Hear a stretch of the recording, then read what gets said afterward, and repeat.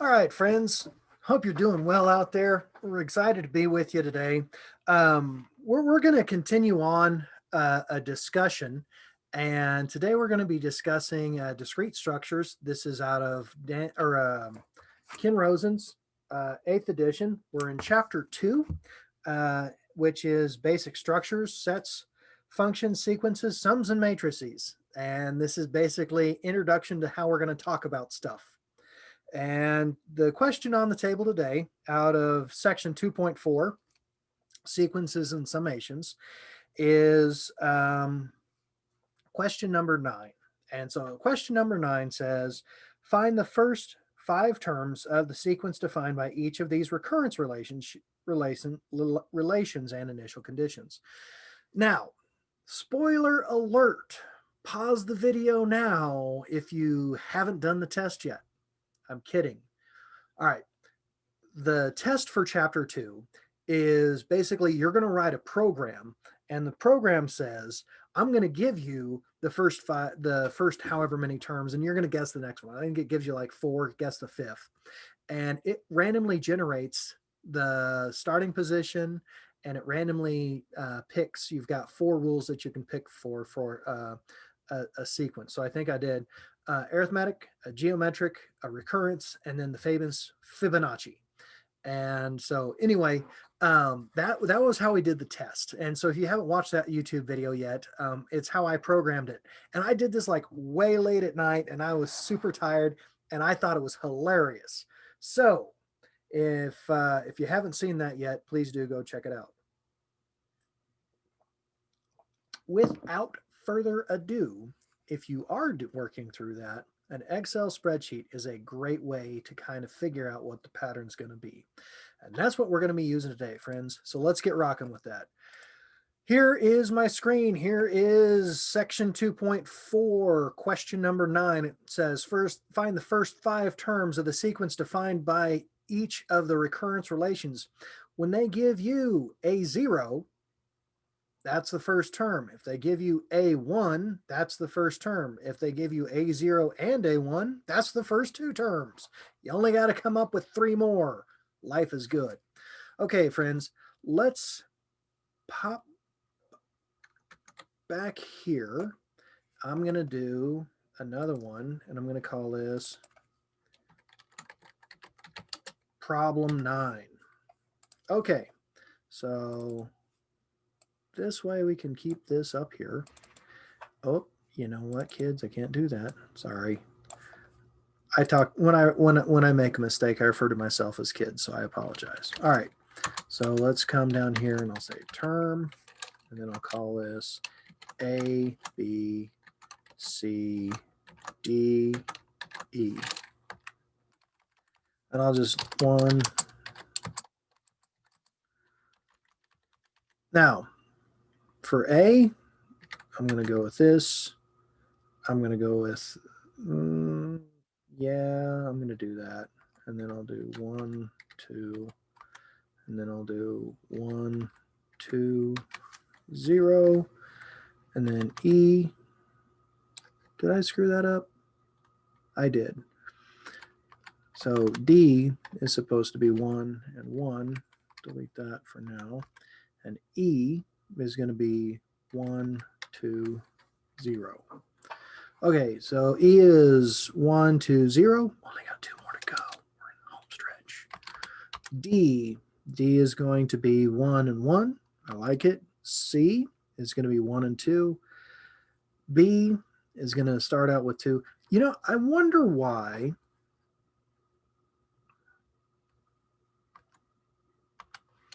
I'm going to assume that we can calculate A0 based off of that. So I'm going to start here. So A0 is going to be tau of 2 comma 0.5. Basically the square root of 2. Oops. No, come on, friends. Equals 1 point, yes. Oh, it's still showing the equations. Okay. That's a little nugget for you left over from my last adventure. All right, so this one is going to be equal to 6 times the previous term. And we can just fill this down, and we can see that that's going to propagate down. So this is going to be equal to power of this, comma, 2.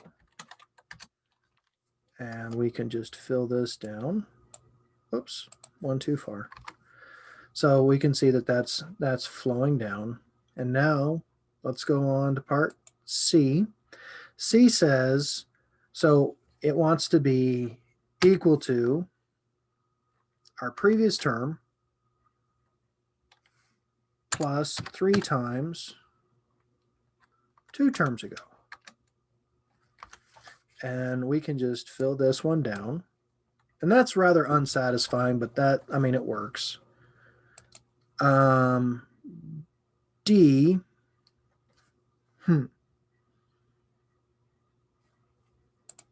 actually, let's redo this. 0, 1, 2, 3, 4.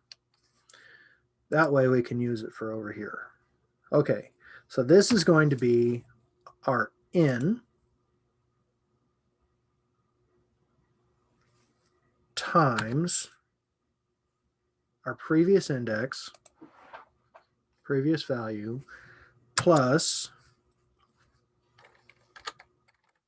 power of our base squared times, oops, now it's times 2 ago. And we'll fill that down. All right. Something like that. Something like that.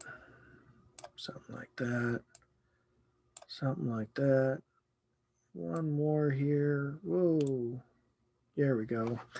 Okay, so part E has 3 terms. So it is equal to the previous term plus 2 terms ago. And we'll just fill this down. Now, this is not very satisfying. So I'm going to do copy this, and I'm going to do paste special, and I'll paste formula only. And now I'll go to here. I'll go to view. I'll highlight these, and I think it was view, unclick show formulas. Okay, you know what? Okay, this will work. Copy this, and then we'll paste it down here, and we'll say paste special, and then paste values only, and then I'll come up here. I'll go view, and I'll go show formulas. Okay. So there you have it. There's our formulas, and there's our results. Now, I've got my doubts. We're looking for 2.4, number 9. So here we've got it on the page. So it's 212, 72, 432, 25, 92. I'll take it. So 2, 4, 16, 256. I think I misinterpreted this. What they did was oops, no, that's not right.